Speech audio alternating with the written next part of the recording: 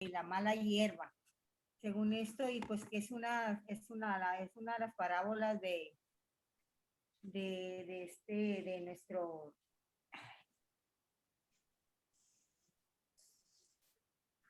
es una parábola de Jesús de Nazaret, pues Sí, que lo vimos en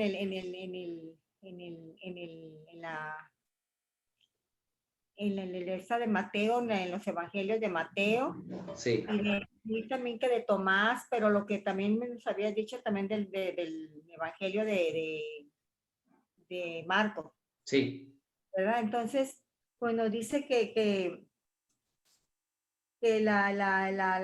más o menos, pues dice, vi lo de que el trigo, pues que es un grano que se utiliza mucho para hacer harina, para producir harina, para hacer la sémola, para hacer cerveza, cereal, sí. y pues también que es uno de los granos más utilizados en todas las personas, en todo el mundo y más sobre el consumo humano. Y pues se habla de dice pues que más o menos que el reino de los cielos es una cosa semejante a lo de la parábola esa que tocó hablar, Correcto. y que el reino de los cielos es semejante a eso y que pues él dice pues que el de este reino es el hombre y que sembró la semilla en su campo, es una semilla de la semilla buena. El que siembra la buena semilla ese es el Hijo del Hombre. El campo viene siendo el mundo, o sea que lo de las cizañas son los hijos del mal, y que así como la cizaña es la mano que siembra la cizaña, es el diablo. Ujú. Total que siendo todo eso, por eso la cosecha viene siendo el fin del mundo. Correcto. Y los segadores vienen siendo los ángeles. Así pues como pasó lo de la cizaña que se nace junto al trigo y que la recogen y la queman, así es que como dicen que va a venir el fin del mundo. No Así sé, es. es una cosa que todos vamos dice aquí también, dice que todo el Hijo del Hombre mandará a sus ángeles, quienes juntarán a todos los que inducen al mal y a todos los que hacen maldades. Y por lo mismo los echarán al fuego, así como lo pasó con lo de la cizaña. Pero también dice pues que entonces brillarán los justos, dice, como en el sol, en el reino del Padre, en el reino de nuestro Dios. Eso, más o menos es Sí. semejanza a todo lo que nosotros estamos viviendo, no sé, es una Correcto, cosa. sí, sobre efectivamente. Muy bien, muy explicado, muy bien. En esta parte, creo que a Sandra le tocó la otra parte. ¿Cuál parte te tocó, Sandra? La cizaña. A ver. Pues la cizaña es lo contrario al trigo, no tiene utilidad real para el humano. De hecho, se le considera un tipo de maleza. Hoy en día se le llama cizaña a la mala voluntad y se dice que es una persona cizañosa cuando esparce rumores, habla mal de otros y en general no es buena persona. Dice, ¿cuál es la diferencia entre el trigo y la cizaña? Dice, son dos tipos diferentes de plantas. Estas guardan, de hecho, una relación cercana, pues pertenecen a la misma familia. Además, en algunas de sus etapas, el desarrollo físicamente parecido. Sin embargo, a estas dos plantas, muchas personas las relacionaron de vida en un paraje bíblico. Se trata de la parábola del trigo y la cizaña, la parábola del sembrador. Y lo dice el término griego, o sea, la definición de la cizaña venía de un término griego que, según a lo que entendí, se escribía con Z, al paso de latín como cizaña, que a nuestro idioma llegó como cizaña. Así se denomina a una planta que pertenece a un grupo familiar de las gamineas. cuya principal particularidad es que sus semillas y las de la harina obtenidas resultan ser tóxicas. La cizaña representa caños o tallos de altura pueden superar al metro y de sus hojas miden 20 centímetros y sus flores desarrollan espigas y también albergan hongos. O sea, esa fue toda la información que saqué de la cizaña, pero yo me fui a la parábola del trigo y la cizaña y pues según a lo que entendí, o sea, el diablo vino allí o sea, a meterse, porque según la parábola del trigo y la cizaña, las personas que estaban ahí le decían a Dios que él no sembraba plantas malas, sino sembraba plantas buenas como el trigo, pero que el diablo vino allí ¿cómo se dice? A sembrar. A impresionarse, sí, ajá. Y yo pues pude sacar todo eso, ¿verdad? Ok, qué bueno. Que son muy parecidas en todo, pero pues la cizaña no se puede comer, es tóxica, o sea, alberga hongos en su, pues sí, en pocas palabras, es venenosa. Muy bien el trabajo de las dos, que bueno, me da mucho gusto cómo se coordinaron, porque mi suegra dio la parte del trigo y leyó la parte de la Biblia también, y Sandra la parte de la cizaña, y se metió también en esa parte. La verdad me da mucho gusto porque las dos hicieron un trabajo muy padre de combinación, y en esa parte el trabajo estaba muy bien dividido también. Suegra, muchas felicidades también, muchas gracias, muy bien lo que usted comentó y dijo. Sandra también muy bien, muy bien. ¿Qué pasó? Como es como un cuento bien bonito. Correcto, exactamente. Ahora, como a Norma tenía ya un ratito de no conectarse, le voy a pedir que precisamente en la parábola del trigo y la cizaña, conforme a los comentarios que mi suegra dio, conforme a los comentarios que Sandra también vieron y ello, nos expliques, Norma, la parábola del trigo y la cizaña, pero adentro de la iglesia al día de hoy. Sí. El trigo y la cizaña, por lo que yo sé, son parecidas. En los últimos tiempos o en los tiempos o sea, que estamos viviendo ahorita, Dios va a empezar o ya empezó a separar el trigo de la cizaña. ¿Qué es esto? De las iglesias, inclusive, o sea, yo he oído prédicas inclusive, que dentro de la iglesia, obviamente el trigo somos, o sea, contándonos, somos aquellas personas que tenemos una vida en Cristo, una vida que da fruto. Dice la palabra que por sus frutos los conocerás, a los hijos de Dios. Entonces, dentro de la iglesia hay gente o ¿no? Hay cizaña y hay trigo. Y lo que está haciendo Dios en estos tiempos es separar una cosa de la otra, para que en el momento, como dice la parábola o como explicaba la mamá de mi cuñada, la señora Marta, que en su momento, pues los ángeles son los segadores, ¿sí? El trigo somos nosotros, los que creemos en Dios, los que estamos en Cristo todos los días. Y entonces, en su momento, en el momento del rapto, Dios, como ya separó trigo y cizaña, de hecho, no sé si en algunos momentos han escuchado o han visto en sus propias iglesias em, o han sabido que en algún momento hay gente que pues se salió de la vida en Cristo, ¿no? Em, a veces ponemos de pretexto lo de la pandemia, ¿no? Pero siempre ha habido esa situación esas personas que forman parte de lo que son cizaña y los que forman parte de lo que es el trigo. Personas que aceptan a Cristo o que van a la iglesia y llega un momento en que pues se retiran, se van al mundo. En estos tiempos lo que va a hacer Dios es en el momento del rapto, Él va a recoger al trigo, ¿no? Y como decía la parábola o como decía la señora Marta, la cizaña va a ser recogida y echada al fuego, ¿no? Entonces, eso es en lo que Dios realmente es una profecía.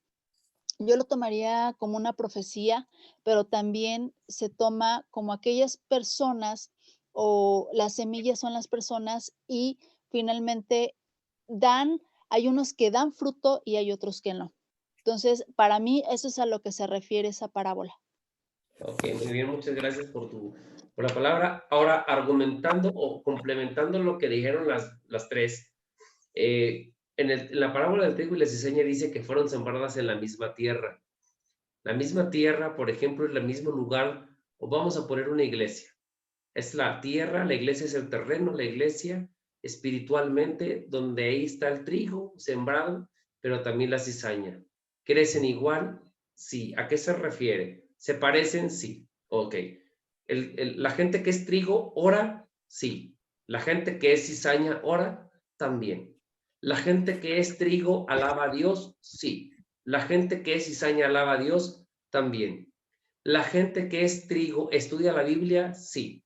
La gente que es cizaña también lo hace. ¿Cuál es la diferencia? La diferencia es a la hora de los frutos.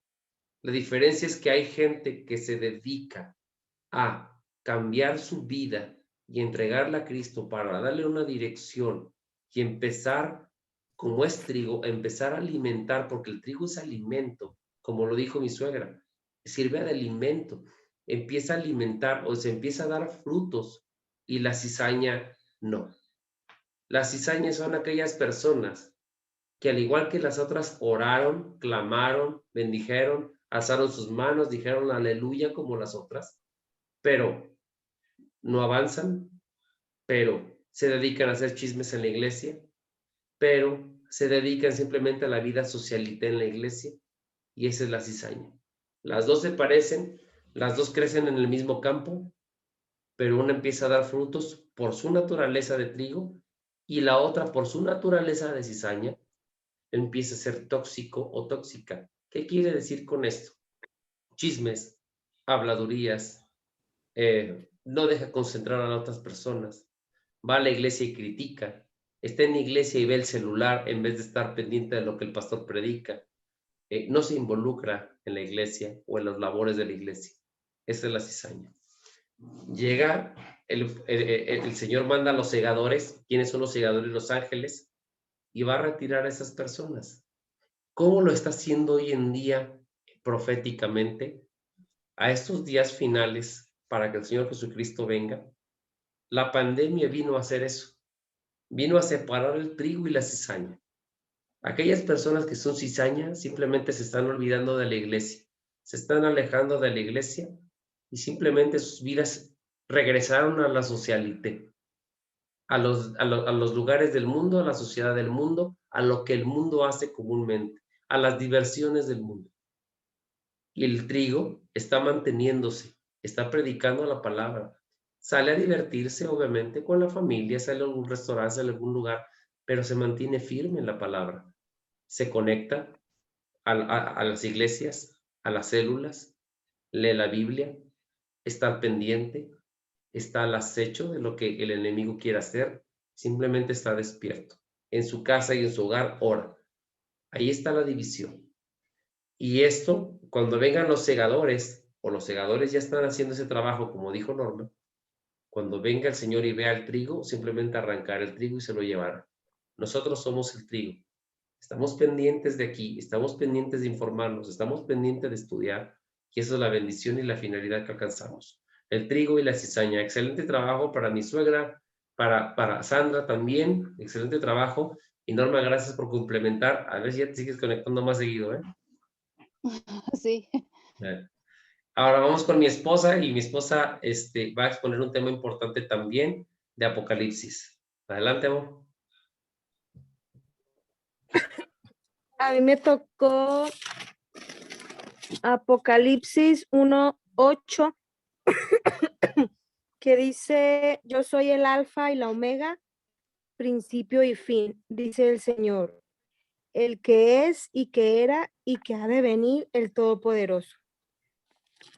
Pues aquí yo chequé las definiciones de alfa y omega. Pues dice que alfa es el nombre de la primera letra del alfabeto griego. De igual manera, pues omega es el nombre de la última letra del alfabeto griego, o sea que es pues prácticamente donde inicia, donde termina y no hay más, ¿no? Entonces, aquí pues donde dice de que era, pues es desde los tiempos de la creación de todo, de los cielos, de la tierra, de Adán y Eva. Desde, pues sabemos que en el Génesis viene toda esa parte de la creación y y actualmente pues es lo que nos sigue sustentando y respaldando la palabra, estar en Cristo, seguirlo, buscarlo, y como decía mi esposo, no solamente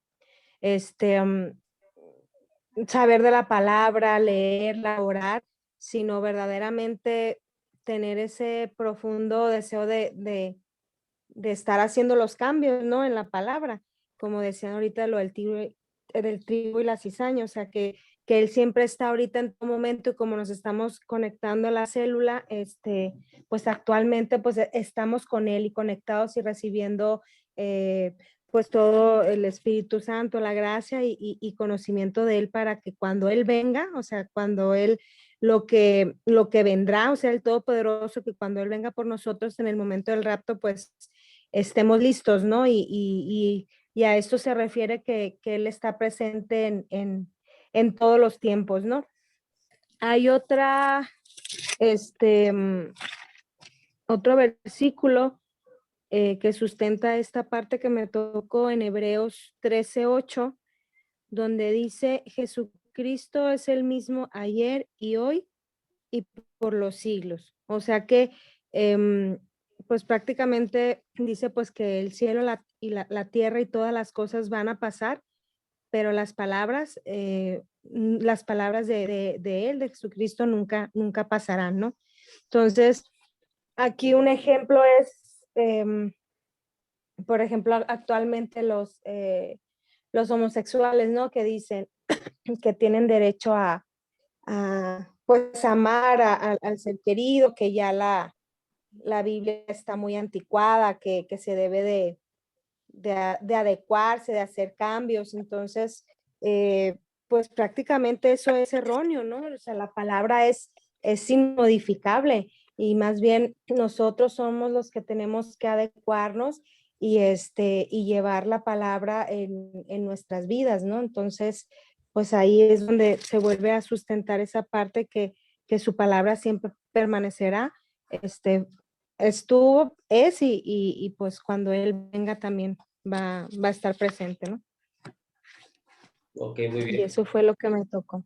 Perfecto, muchas gracias, muy bien, muchas gracias. Muy explicado también. Y en el tema, por ejemplo, de lo que es la parte de lo que habla mi esposa acerca de que mucha gente piensa, porque a mí me ha tocado, inclusive me lo han dicho, que la Biblia debería de tener una especie como de revolución o como de actualización, donde permita ciertas cosas. Tocando el tema, por ejemplo, de la gente de diferente género, o de la gente que quiere de alguna manera tener relación con gente del mismo sexo, aclaro lo siguiente: el Señor ama mucho a la gente, dio la vida por todos nosotros, por todos en general.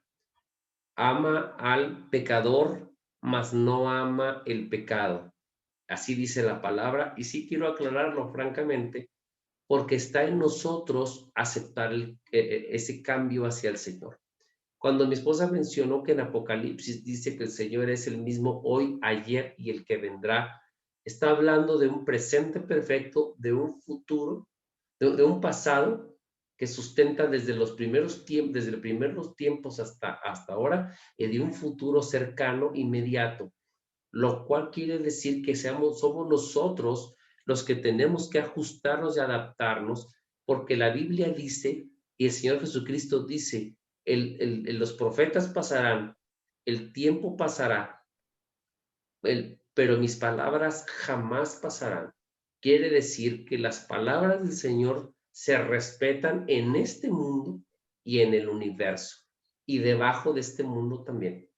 Por lo tanto, aquellas personas que quieren modificar la Biblia o modificar la palabra de Dios o decirle anticuada y que necesita algunos cambios modernos, están en toda la equivocación, porque la Biblia es justa y los tiempos son perfectos de Dios, y los tiempos en la Biblia son perfectos. Las palabras del Señor son perfectas y abarcan de todos los siglos. Aún si avanzáramos en el tiempo 1000 años más, inclusive en el futuro, la Biblia sería la misma porque está perfectamente hecha con toda perfección para que nosotros entremos en una forma de vida correcta y directa sin equivocación. Lo cual, aquellas gentes que quieren hacer cambios o que no se acercan al Señor, ¿por qué? Porque dicen que la palabra o la Biblia es para los señores grandes. Eso es incorrecto, porque desde el momento en que nosotros empezamos a vivir una vida en Cristo, en Yeshua, una vida correcta en la Biblia, garantizamos nuestro presente y garantizamos nuestro futuro. Cuando una persona vive a una manera abierta o una manera de libertinaje en su manera de vida y de creencia, termina en unas situaciones incorrectas de sufrimiento, pero no tiene éxito. Pero una persona que toma la palabra como una forma de vida, como dijo Norma, como un estilo de vida, termina siendo una persona diferente y conteniendo cambios positivos en su vida que lo llevan a un propósito distinto. Por ejemplo, nosotros hemos escuchado a un cantante muy famoso que los he puesto en alabanzas, que es el Adrián Romero, y lo hemos puesto en alabanza. Hemos escuchado en esta célula una de las alabanzas de él, donde dice: ¿qué sería de mí si no te hubiera conocido y si no me hubieras alcanzado? No sé si recuerden esta alabanza. Bueno, esta alabanza fue escrita por él porque precisamente él hace tiempo vio y se juntó, o sea, tuvo una reunión con una de las generaciones de su escuela, y él se dio cuenta que todos los amigos que él tenía estaban prácticamente echados a perder, menos él. Y él se dio cuenta que el único que tenía, o la única diferencia entre ellos y él, no era en sí la persona, sino que tenía a Cristo, y los demás no lo tenían. Por eso escribió esa canción. ¿Qué sería de mí si no me hubieses alcanzado?, dice la canción. Pueden escucharla en YouTube sin ningún problema. Y él lo dice al principio de la canción, dice acerca de lo que él vivió con sus amigos y se dio cuenta cómo Dios lo había rescatado y había cambiado su vida de una manera distinta. Lo cual nos permite saber una cosa. La palabra de Dios, como lo vimos, es una espada de dos filos. Corta cuando entra y corta cuando sale. ¿Qué corta? Corta las paredes y las barreras que hay en ti y la ignorancia. Y cuando sale también corta. ¿Qué es lo que corta? La manera que tienes de vida confrontándote para que cambiemos todos ese pedazo que nos toca cambiar a cada uno de nosotros. Nadie se puede volver absolutamente por sí mismo. Todos necesitamos volver al Señor para que el Señor nos ayude y nos eduque. Nosotros recibimos 3 tipos de educación y posiblemente hasta una cuarta. La primera educación la recibimos papá y mamá en casa. Y luego, ¿qué hace mamá y papá? Pues nos mandan a la escuela. ¿Para qué nos mandan a la escuela? Para tener otra educación. Ojo, una educación académica. No que los maestros terminen de educarnos académicamente y en la casa. Eso es un error. Y muchos padres cometen el error de decir a los maestros: buenos días, feliz lunes, aquí están mis hijos, edúquenlos. Y eso es un error garrafal que el 95% de las familias en el mundo han hecho. Dejarle a los maestros la responsabilidad de nuestros hijos, cuando no es así. La escuela sirve para académicamente aprender. La casa sirve para formar valores cristianos o en la creencia de Cristo, valores acerca de comportamientos y valores acerca de lo espiritual y la cercanía con los tuyos. La escuela se te enseña matemáticas, física, español, sociales, naturales, economía, álgebra, todo lo que tú quieras académicamente. Tenemos ya esas dos partes de enseñanza. La tercera sería lo que es la espiritual, lo que tú alcanzas a ver acerca de la experiencia espiritual que mamá y papá te pueden dar. Algunos conocen sí, algunos conocen no de la palabra, pero lo que puedas aportarle a la familia. Y lo otro, o la cuarta educación, es la que tú mismo te decides formar. Yo recibí educación por mi padre, por mi madre y por mis abuelos. Y recibí la educación académica hasta donde pude llegar. Pero yo decidí hacer de mí una educación extra, que es terminar de refinarme en algunas cosas, y aún estoy en proceso de otras, superarme y tratar de empezar teología para terminar teología con la finalidad de aprender. Y yo decidí educarme, decidí vestirme de una manera, decidí dirigirme de una manera, decidí aprender a ciertas cosas de una manera. Esa es una educación que yo adquirí. Educación personal, por ejemplo, en casa, sé cocinar, sé lavar, sé planchar, sé sacudir, sé atender un hogar sin ningún problema, porque eso lo decidí yo. Y eso es una decisión que todos tenemos que tomar. La educación que mamá y papá nos dio, la educación de la escuela, y la otra educación es la espiritual también, pero la cuarta educación es la que tú decides hacerlo, que es la que hoy estamos haciendo por conectarnos a la célula y aprender de la palabra del Señor.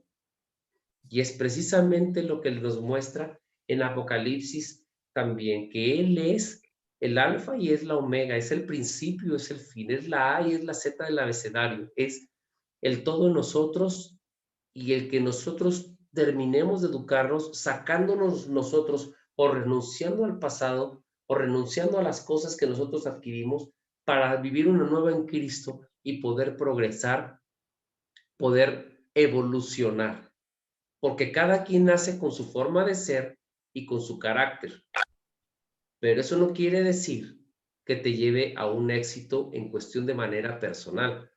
Hoy estamos esperando bebé y nuestro bebé tiene ya un carácter en su ADN y tiene ya un estilo en su ADN, ¿sí? Pero más adelante, Dios mediante, ella tendrá que decidir cómo se forma más adelante, ¿no? Entonces, por mi parte, en esta situación, pues les doy muchas gracias porque todos estuvieron excelentes, excelentes, y vamos a la parte donde es bonito, también importante aprender, y es la tarea de investigación. Vamos a ver, para la siguiente parte. Estamos nosotros vamos a ver, Mateo capítulo 22, versículo 15 al 22, y vamos a ver esta parte importante. Necesitaría, por favor, y esta parte se lo voy a dar ahora, voy a hacer otros equipos diferentes. Bueno, con mi suegro y Rafa creo que se quedan sin ningún problema. Mi suegro y Rafa que se pudieran quedar sin ningún problema. Y mi suegro y Rafa les voy a dar esta parte de tarea, que es Mateo capítulo 22, versículo 15 al 22. Y es acerca de necesito que me digan aquí, cuántas veces los fariseos trataron de engañar a Jesús. ¿Cuántas veces los fariseos trataron de engañar a Jesús?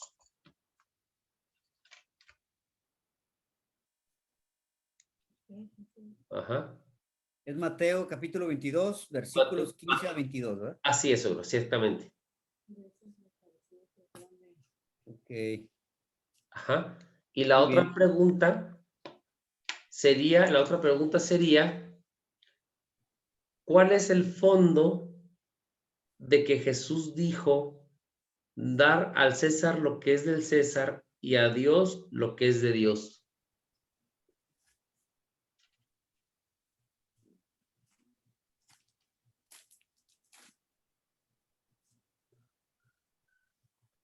Ese es para mi suegro y para Rafa. Muy bien. Ujú. Ahora, voy a hacer otro equipo también. Y el siguiente equipo va a estar formado por mi suegra y por Norma. Por mi suegra Sí. y por Norma, ¿ok? Sí. Ok, entonces mi suegra y Norma me van a explicar acerca de por qué el Señor conoce nuestros pensamientos.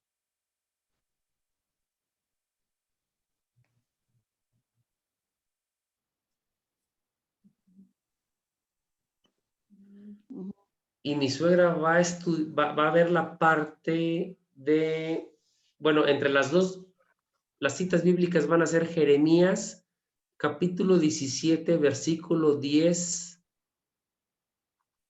y Hebreos, capítulo 4, versículo 12.